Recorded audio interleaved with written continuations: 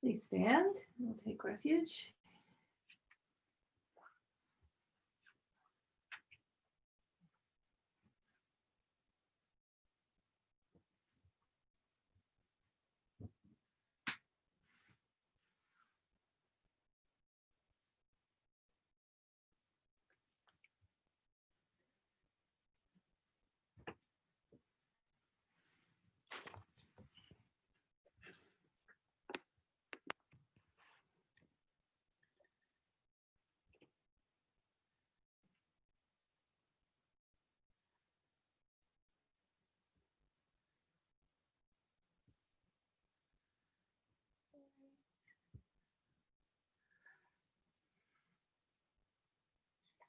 Okay, so you're all unmuted, or should be.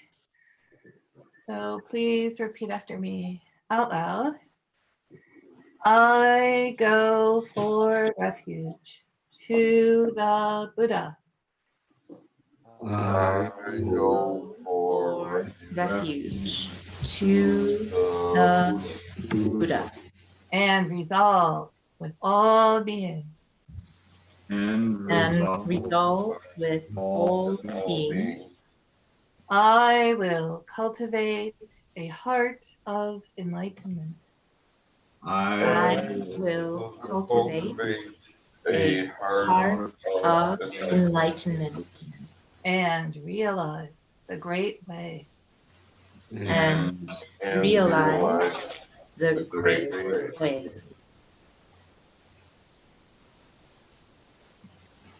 I go for refuge to the Dharma.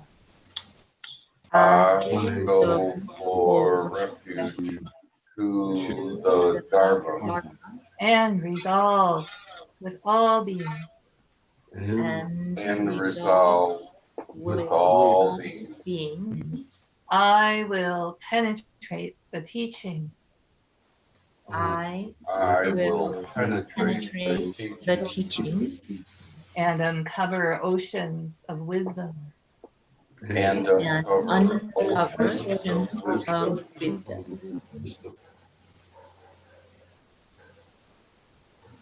I go for refuge to the Sangha. I go for refuge to the Sangha And resolve with all beings. and resolve with all beings.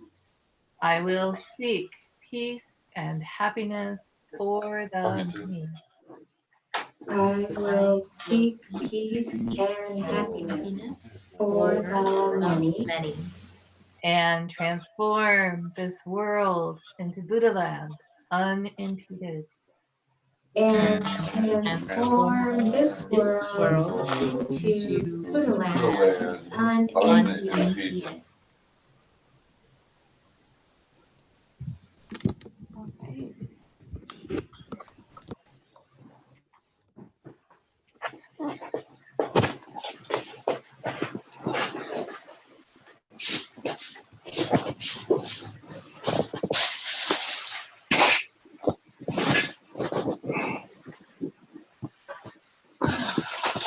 You sit down here if you want. Okay. Welcome. Oh, goodness. So I'm going to mute everybody again. Somebody has a lot of stuff going on in their background. But, okay, so I've muted everybody again. This is our first kind of post Heart Sutra meeting. But as things sank in and I thought more and more about the format, I thought it'll just be good after we take refuge to just chant the Heart Sutra together, to keep chanting the Heart Sutra together, just as something to touch base, right, with the deep teachings. And then after that, I'll unmute everybody and we can check back in around the First Right Livelihood Guideline, or just anything in general, and go around, and then we'll go around again. So that's kind of how I've decided to do it. It may or may not work. If you have thoughts, I trust everybody's actually very good about letting me know how I can do things better. And I really welcome that, actually. So if this format just seems a little off to you, please do give me feedback. But we'll chant the Heart Sutra. So I've got you on mute, but please chant along. And again, it's page 13 in the fancy book. And then we'll open things up. So, and we have Ted. Ted has decided to come because he really just likes chanting the Heart Sutra. So,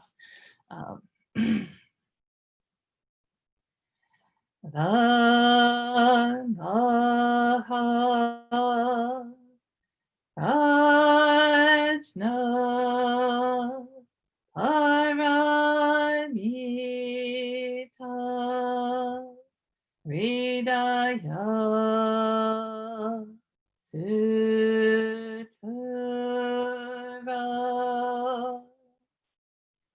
The Bodhisattva of great compassion, from the deep practice of Prajna Paramita, perceived the emptiness of all five skandhas and delivered all beings from their suffering.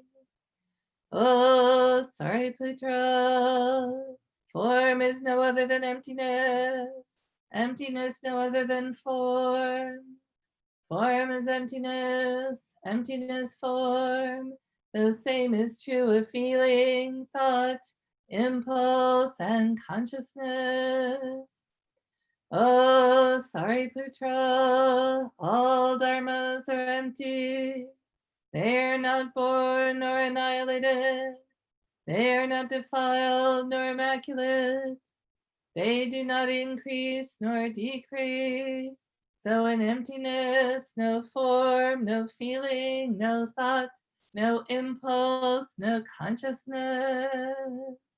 No eye, ear, nose, tongue, body, mind.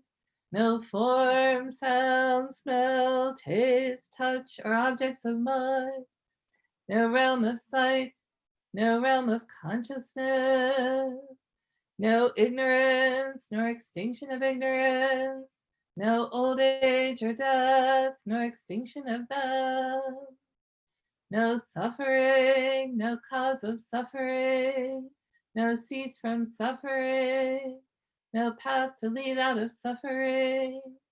No knowledge, no attainment, no realization, for there is nothing to attain. The Bodhisattva holds on to nothing but Prajna Paramita.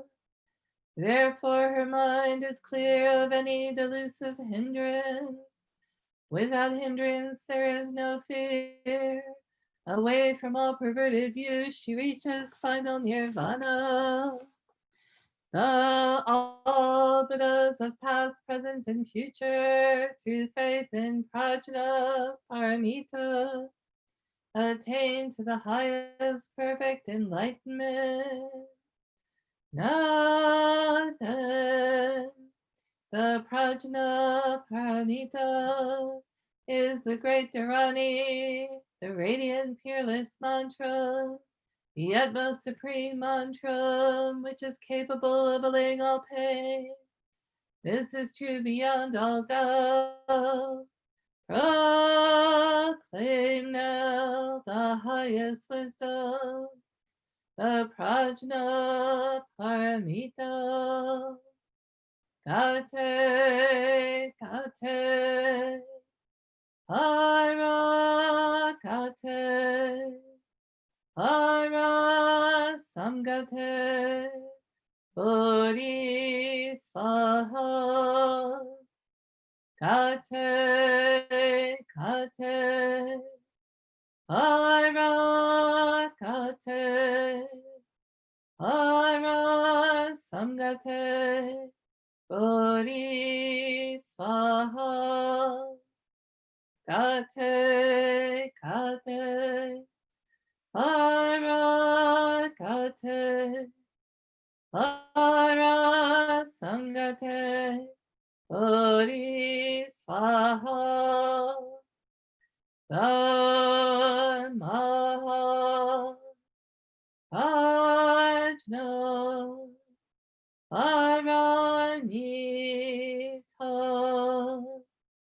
Hridaya Sutra.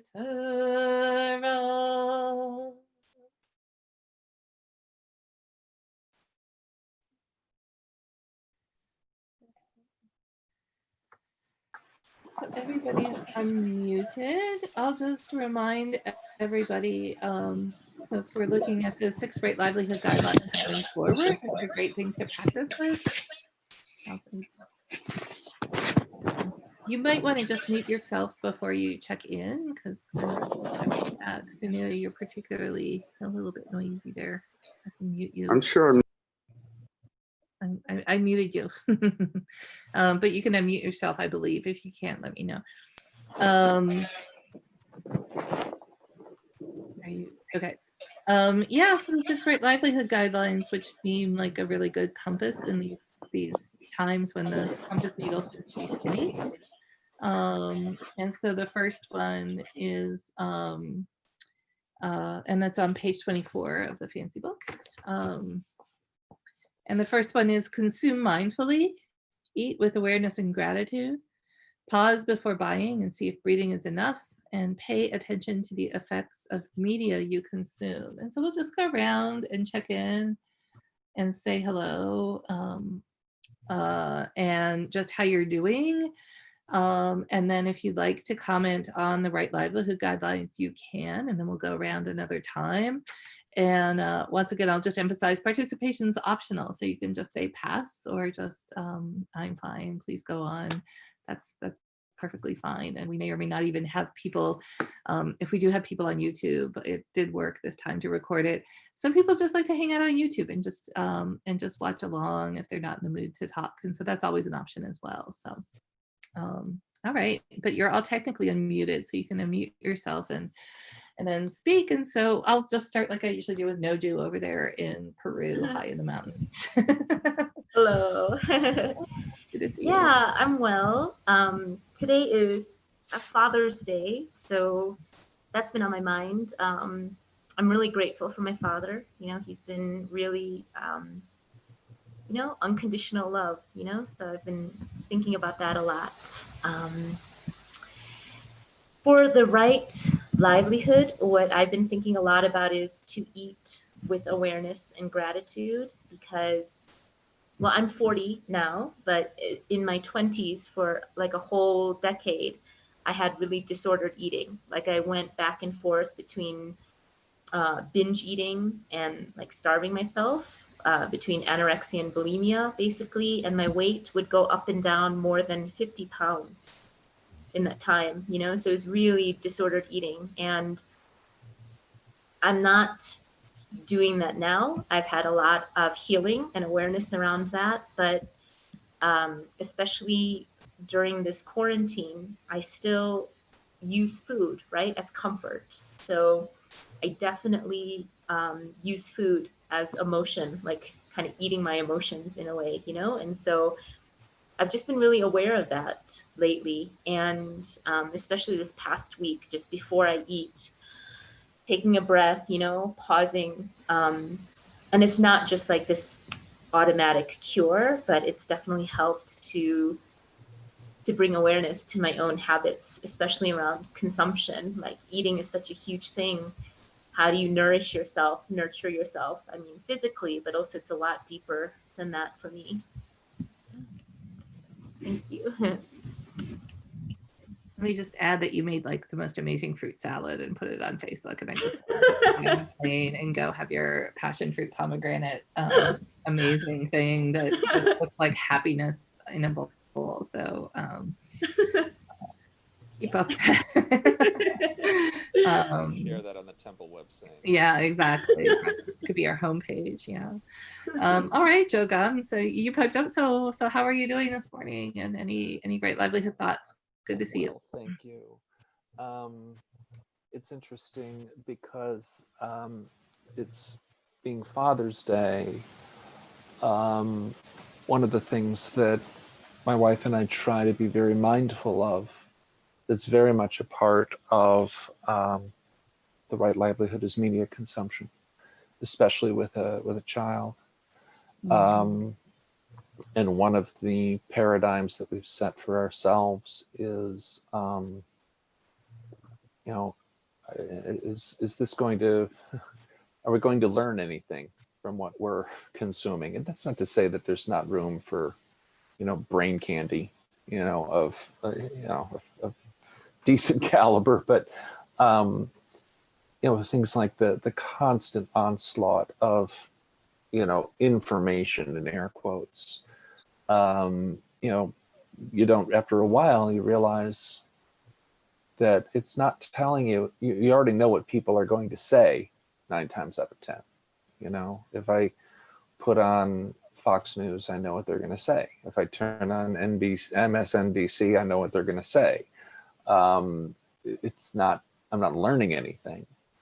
It's not leading to greater wisdom or greater insight or greater, knowledge, I guess, for lack of a better term. So yeah, we've just been very, especially now, there almost becomes less and less reason for consuming media because you really know what people are going to say. And so, but you also balance it. You have to balance it because you don't want to be completely in the dark. But so much of the time, 9 times out of 10, if not more, it's not adding anything. So there's no value add. There's no moving of the needle, so to speak. So it's been very topical for us, and it's a very difficult, if you're living in the day-to-day world,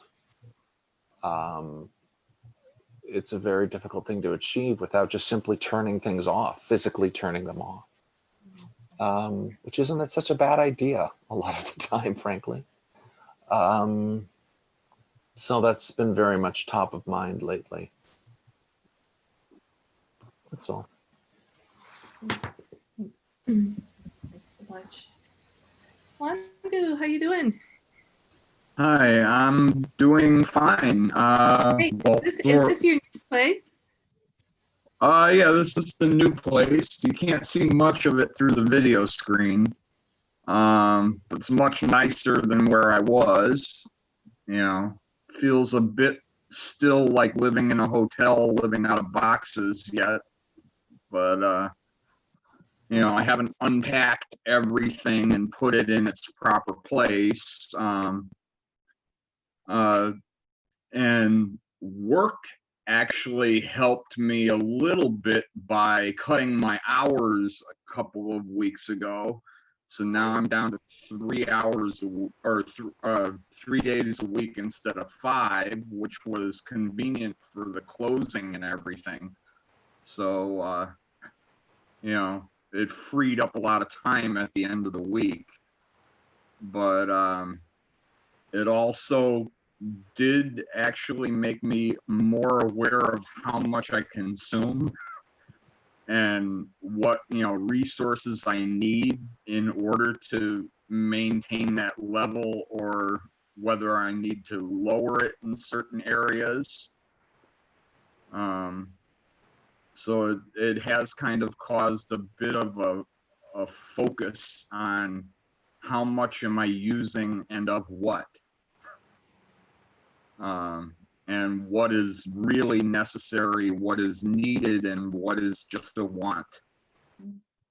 So beyond that, I mean, I love the new area I'm in. I'm still in the same town, but I'm right in the center of town.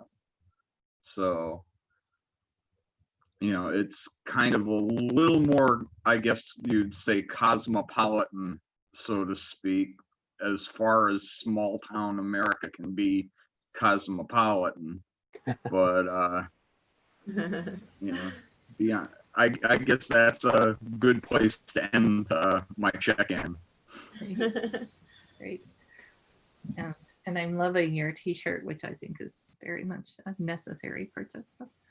Well, I mean, the funny thing is, yesterday was actually the anniversary of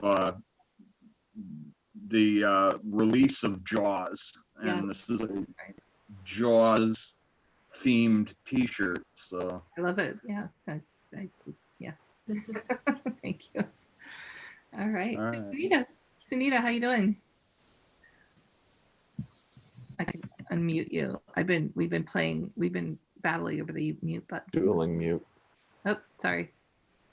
You had to wait. There you go. Sunita. Yep. Quickly. My buddy Jim's dying, and I went to visit him Sunday afternoon a week ago, and he's refusing any of my help, and he's kind of grumpy, and he's showing signs of the death impending, and that just sat like a brick in my heart for the whole week. Mhm. And I wasn't so conscious of it, and I think gratitude snapped me out of it in my practices, but it was like a good 5 days before I got out of that funk. And I'm happy to be part of the Sangha and do a meditation with you. Doing it alone is not as cool. Thank you all. Thank you, Sunita. Sanbang. Good morning. Yep. Are you muted? Unmute. There you go. Thank you. I'm doing well.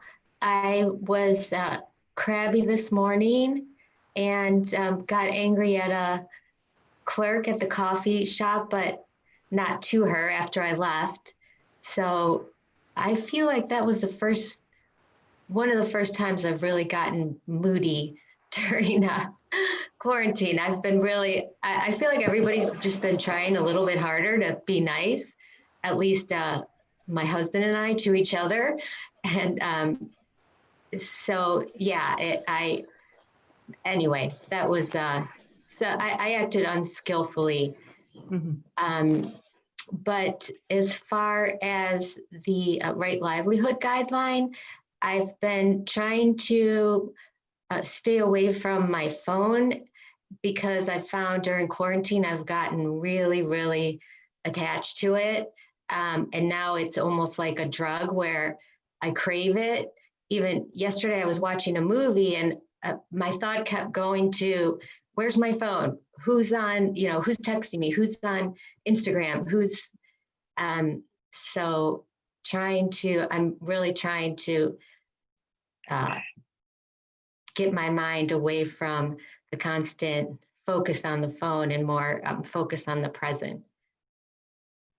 Thank you. Thank you. Samsu.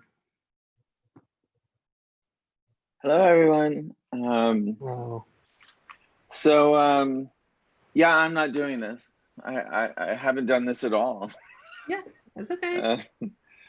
I It's meant to be totally open, so yeah. right. I don't know about. I've had a lot happen this week, and a lot of nothing at the same time. Right. It's like overwhelmed by some things and not necessarily a lot going on. But it seems like a lot because I'm kind of consuming, all of this other stuff. But over the last couple of days, it suddenly occurred to me, I'm like, oh, we're working on right livelihood this week. And oh, I don't know what number one is. And I have thought recently about gratitude, and re-engaging gratitude is something that is really important for me right now. I have to really kind of look at the abundance of my life and where the joy is in my life. I'm out of balance. I think that the consumption of both phone and media, like Sanbang was just saying, I think I have to refocus around that. I'm consuming a series right now that's actually really dark, and and I realized like I need to sort of pace out watching this. I love film. I love movies and well done series and story, and I have to sort of pace this out in a different way because it's affecting my outlook on things. It has such a dark edge to it. I have a lot of space in my life right now, and in a lot of ways I really appreciate shelter in place, and I love how quiet the city is. So I'm definitely consuming that sense of ease that I feel in my neighborhood. And I actually kind of dread like people going back to normal. This is a summer where I'm not hearing people yell at each other out on the street. And so there's those qualities that I really like consuming. I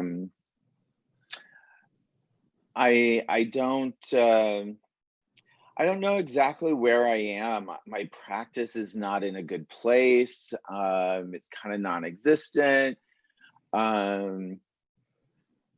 So I have to put a lot of focus and attention towards how I'm proceeding. This is I'm officially starting my summer, and that's a strange transition in normal times. It is a bizarre transition in these times.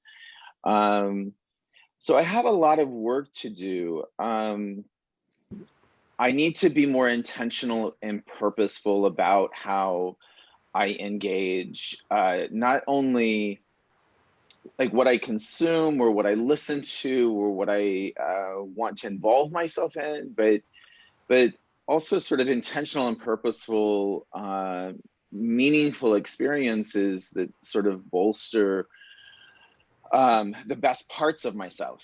So, and I guess I struggle with the self-discipline. So I miss things like retreat where I'm forced into good habits and it's reinforced by community. I do think that one of the things that I've done throughout this entire shelter in place process is that I don't consume any form of news media from Friday evening to Monday morning. And that has been a way to have this intentional shift of what the weekend is to sort of orient me from one day to the next. I mean, that's helpful to just have complete holiday from any news media. And then all news media that either I'm reading or watching, I consume very small amounts of reading material, and any television news is always on a DVR, and I only listen to intros. I try to avoid listening to commentary. It's rare that I listen to much more than that. So so those are some of my efforts around consumption over the last several weeks. But yeah, I keep saying that I'm going to buddy up with Oche and have him hold me accountable, or at least help hold me accountable. So you can remind me that I said that. There we go. All right, Gata. Well, the thing today is it's Father's Day. So well, I have a lot of, it's poignant joy and sorrow around Father's Day this year. Because, I had a good time talking to my daughter last night, my son this morning. And, I'm very proud of them. We have great relationships. So that's all wonderful, but I don't see them except, by video. And so I'd like to be with them. So that's kind of that poignancy. And then there's another thing that was striking me today is about my own father, with whom I had a troubled relationship. Let's put it that way. But it wasn't until we just sat down to do this that I remembered my first father-in-law, who was like another father to me. And I've long since become accustomed to his passing. He died in '93. And so that, remembering Al with just unmitigated joy, you know. So that's where I'm at the moment around Father's Day. And as for the, you know, right livelihood guidelines, what I heard at the end of this first one was as if I'd never heard it before, which is, you know, well, maybe a breath is enough. And I said, no, that's actually a good idea. Maybe just take a breath before I consume anything. So, looking for that this morning. Yeah. We won't get into your current father-in-law. Well, okay, so we need to talk about that in a minute. My current father-in-law is what? 4 years older than me, so he doesn't hold a father-like position to me. Yeah. Not it's like, you know. Mission Bob. Hello. Hello, good to see you. Good. Yes, thank you. I'm doing fine. I think usually this time of year, the past 4 or 5 years, you know, now I'm starting to work on things like reducing my consumption of caffeine because we have the retreat coming up, and getting things squared away as we get ready for our summer retreat and meetings. And there's a much different versions of that. No retreat, we're still having the meeting. So yeah, it's that, except I think makes me think of the 6th right livelihood guideline, accept constant change, because this year just feels so much different than other summers. And I think that does have an effect sometimes on me of being fatiguing, even though I try to take care of myself as best I can. I just think that change for me, just that's how it sort of comes out. That's how I experience it. It kind of makes me feel tired. But regarding media consumption, my habit is a little bit like what Jogan was saying. I kind of know where to go to feel a certain way.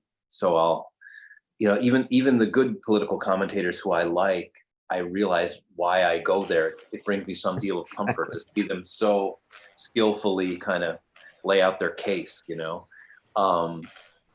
And so I've really had to work on being careful about that. I'm not so sure if I've done a great job with it, but I do pay attention to that. I think there's other things that are more consciousness awakening and expanding that I probably opt out of. You know, the On Being podcast, I've yet to listen to that ever, you know, but I hear how great it is, exactly, like audible gasp, you know. But yeah, so it's that expansion. I think it's like that threshold, that artificial threshold that I put in place, you know, to cross over. So I think that's where I'm at. It's just knowing where that threshold is, and realizing that it's pretty much artificial, and it's really not any big deal to cross it. So yeah, because there is a lot of enriching media out there that I probably opt out of, that I'm going to work on opting in for.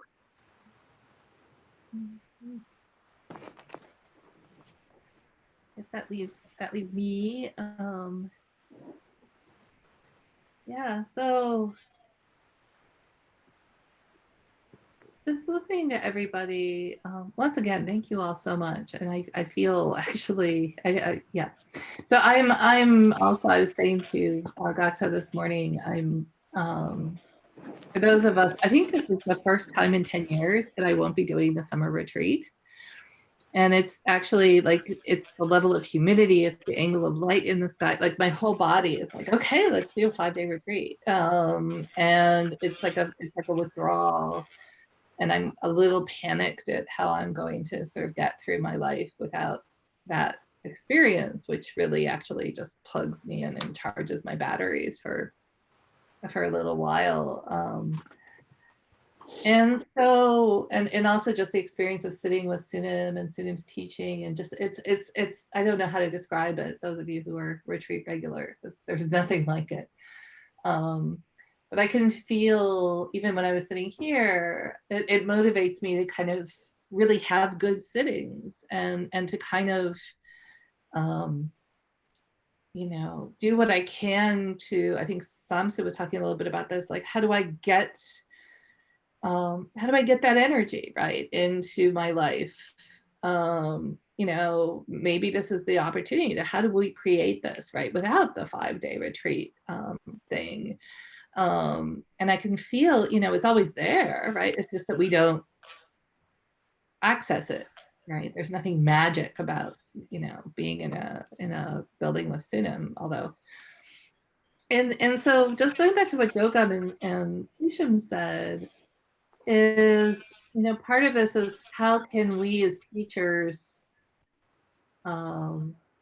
bring forth that energy into the Sangha, even with Sunim in New York or Doan in Mexico, right? And how do we, and what I really loved what you were saying, and everybody speaking kind of just reminded me that I'm kind of, I really do believe that left to our own devices, we just fall off of practice. We just fall into a rut, and we fall into our habits.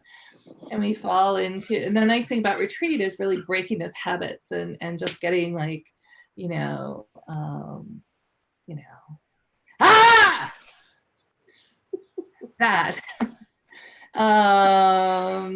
and that felt really good actually, and just,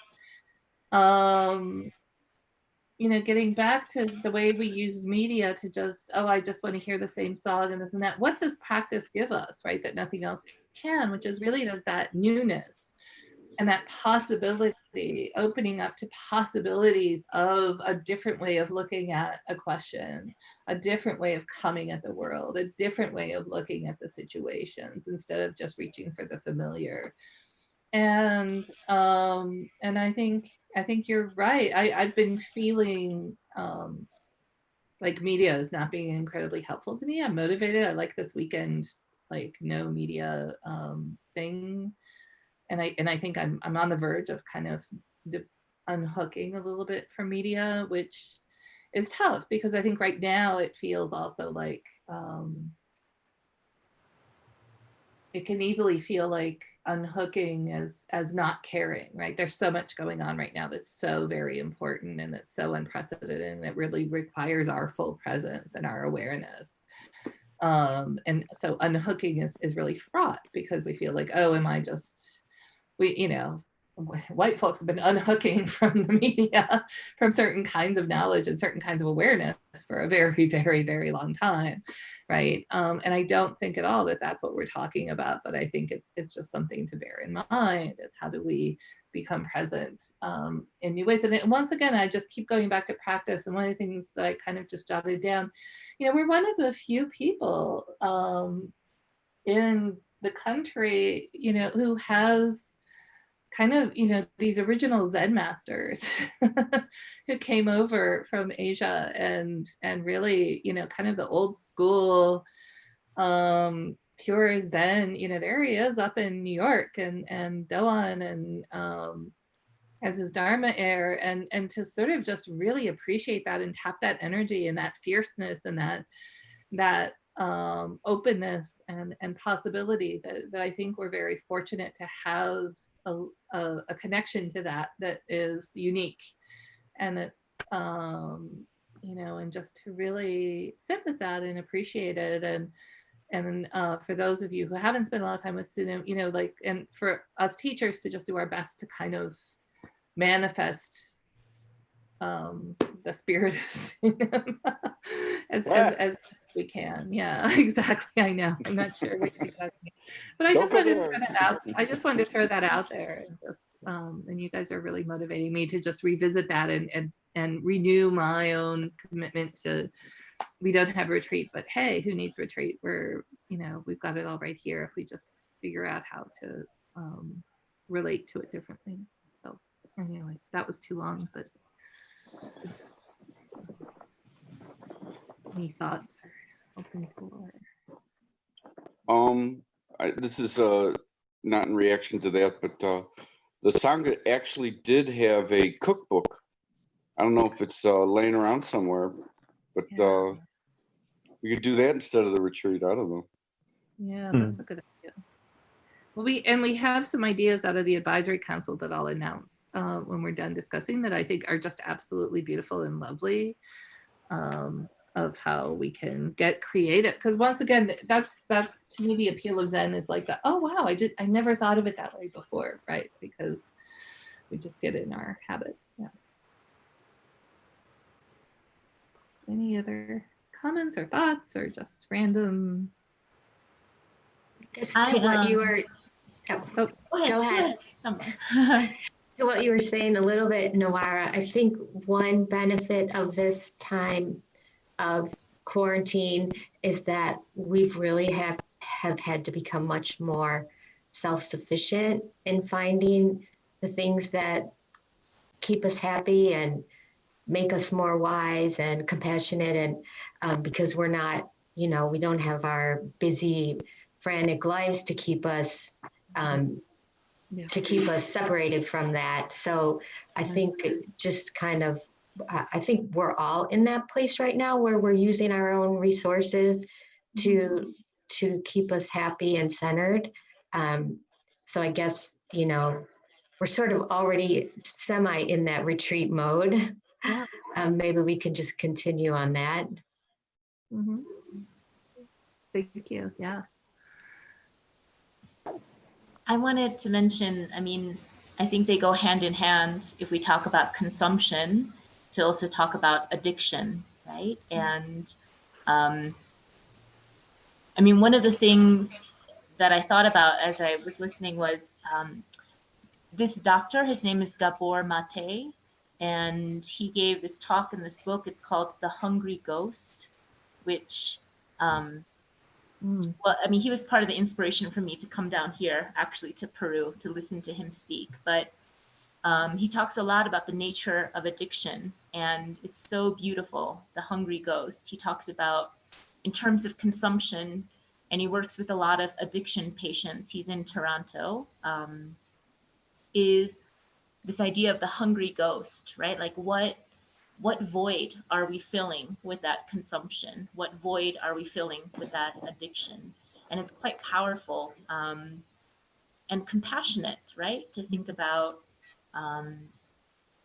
love, right? Essentially, connection. These are the things that we want to, that we are really searching for. And so for me, whether it's food or whether it's media or whatever it is, like this void underneath it that we're filling. Mm-hmm. Yeah. The void. Well, I do think that I've been rather fortunate with all this stuff that started up in Minneapolis, in having probably about 20 different friends that live up in that area, because I go there at least once a year. And I really actually got most of my news firsthand from them when it came to the rioting and all of that. So I think I've been fortunate that, to a certain degree, by getting a first-person account every time, it was, and unfiltered in several moments. That it kind of kept me from that packaged news media thing, and allowed me to look at the issues a little more deeply than the news media tends to allow you to do. Especially surrounding the idea of defunding police and all that. I was like, what is that? How do you do that and make it work? So I had a lot of questions that because I was getting my news and perspective from people who were on the ground right there, I was able to ask questions that I guess, at least to me, mattered. Mm-hmm. Mm-hmm. Instead of kind of getting the overview and the glossing over of different, things. So I think at least in this particular, deal, in that particular instance, surrounding that particular issue, I think I've been very fortunate. Not sure where I was going with that, but I think you kind of get the idea. Absolutely, yeah. But yeah, and just getting away from kind of the canned, pre-packaged stuff and getting to like the Michaela, yeah. Any other thoughts?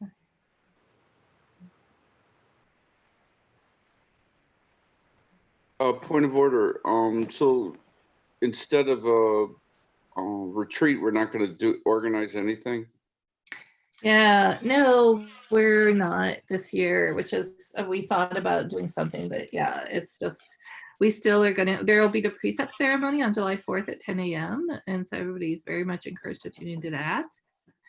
And then July 5th through the 7th, we'll still have Dharma student meetings, seminary. And then July 8th, we'll have temple council meetings, which I need like 5 days of retreat to get through those. And that's going to be yeah.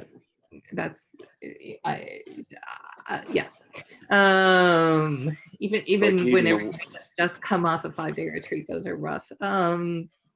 But yeah, so we're going to have lots of meetings and this and that, but there's not a substitute peace camp. There will be some substitutions. So, and like I said, I was going to mention one of the ideas that came out of the reopening subcommittee of the advisory council is this really lovely idea of having a schedule of, because there's the Zooming, which, I think Zoom fatigue, I think, is setting in universally. And but to establish outdoor sittings and have people kind of volunteer to hold outdoor sittings. So for example, we could have a schedule and you would do it every week, but we could have, let's say, I actually just realized there's this beautiful rose garden next door to where we live. Has benches and things. So I could say Tuesday at 7 a.m. Evanston, come sit outside, for 25 minutes with Noara. And then it could be like Friday at 10 a.m. go to Chala's backyard, or you know what I mean? Like people could just commit to have. So Liz was saying she could do something at Belmont Harbor, and we could just have that on the website or get that out to people. We could have Cusco. And we would have guidelines for a sit, and then people could just we could have the western suburbs, right? Like we could it could be quite lovely opportunity to publicize, and people in the area could say, oh, like I'm thinking Evanston, we've got Tasong up here, we have Sanum and Konghae, we have Tarong, and just have a little, and that way we just kind of stay in touch, but also anyway, I the more I think about it, the more I'm kind of really in love with the idea, and we'll be reaching out to see who would like to volunteer to have a session, and we would give you guidelines and XYZ, but I think that could be really lovely. And then, if you feel like taking a drive, right, you could say like, hey, I feel like sitting in Achala's backyard this morning. Achala was not at the meeting, I'm volunteering his backyard, but Karum's garden is also on my list of, I'm gonna hit her up as well, but I think that could be really, we could just have volunteers, and then people would commit to a time and a day, and then, people could just either drop by close to their house or go somewhere, and I think that would be really lovely. So, yeah, no retreat. Any other thoughts or feelings or forms or impulse or consciousness or eye, ear, nose, tongue? I'm actually realizing because of our recitation, I think I finally memorized it. So So there's that. Yeah.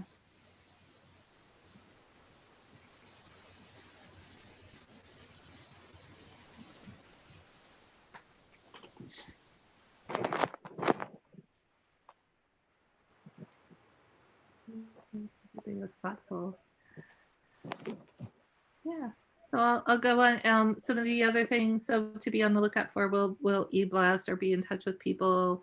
I think we will be organizing probably a reading group around Lama Rod's new book, Lama Rod Owens, who's one of the authors of Radical Dharma. He has a book out on anger and something. It's he's amazing, and the new book looks great. And so Sung, I think, is reading it. He may lead a reading group just to get the ball rolling. And then I think we'll also be reaching out in one form or another. It's very hard with everybody kind of just, I feel like our community is sort of thinned out a little bit just with people with obligations and going to different things. And but this might be a way to stitch people back together. We'll be reaching out to see who would be interested in kind of inclusivity training and maybe even being on a committee on the temple. We have somebody who will be able to sort of write up a questionnaire and then constitute a committee from the outside, which would be good, just so that it's not, you know, all of my friends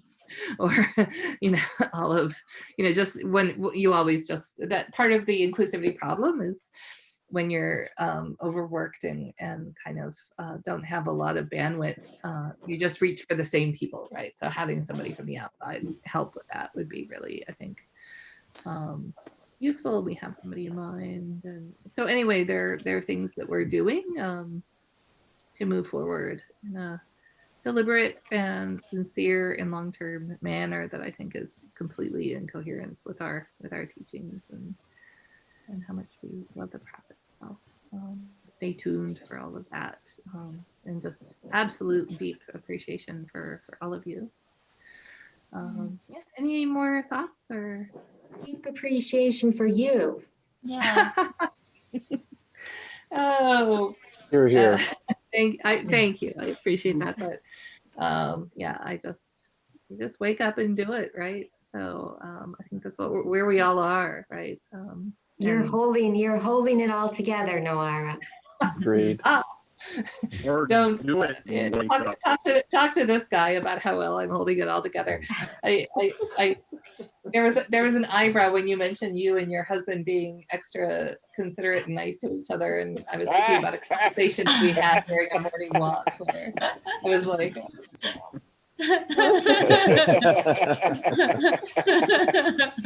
Oops. It happens. I know nothing. you know nothing. I know nothing. Well, yeah. Not as emptiness. And Right. we just do our best. But yeah, no, huge thanks to all of you. Have a wonderful day. Happy Father's Day, in whatever form that takes for you. And yeah, and then Sushin will be, and there is a meditation class that I think we're going to start on Tuesday. I saw you send a message, Sushin, but I haven't had a chance to read it. Yeah. Yeah, please join. We our numbers aren't particularly high right now, so please consider if you have, even if you've taken the class already, because we're doing it at pay what you can basis. That's And right. so Tuesday I did it. I did the last one on Zoom, and it was a great refresher. Yeah. We're just hanging out on Tuesdays from 7 to 8:30. I'll get it on Facebook. I'll hopefully do that today just to get the word out. My advertising game is not, you know, what it usually is because there's just so much going on. But yeah. So, And next week, are we continuing with the second right, livelihood? thank you. Yes, exactly. So for next week, yes. So yeah, next week, number 2, and then feel free. You don't need to stick with number 2. I mean, you can, and to maybe take one of these. I think when we've done this before, to take one of these that sticks out for you that you'd really like to work on this week and copy it out and maybe put it on a Post-it note or a few Post-it notes and have it with you and just reach for it. You don't have to do the whole number 2. You can pick one of these. So number 2 is pause, breathe, listen. All of these are just like, oh boy. But number one is in pause, breathe, listen. When you feel compelled to speak in a meeting or conversation, pause. Yeah, I heard that. I heard this in breathe before entering your home, place of work, or school, and then listen to the people you encounter. They are Buddhas. So there's a lot there to work with. I actually feel like we could go through this 3 different times and pick a different one each time. So if this thing keeps going, we can just keep doing right livelihood guidelines and churning. So, but yeah, so those are, yeah, a lifetime of work for each of those, actually several lifetimes. So yeah, thanks. All right, so we'll 4 great vows, and then I'll check out and turn it over to Fusion and the precept people. So, okay.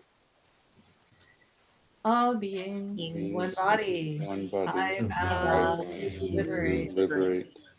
blind Blind passions. passions. One root. I vow I vow to to liberate. garment Garment gates. One one mind. Mind. I I vow vow to Liberate. Penetrate penetrate the great way of Buddha. Buddha. I I vow to realize. Thank you all so much. We'll be in touch soon. Think about hosting a remote outdoor sitting and have a wonderful rest of the day. Good to see everybody.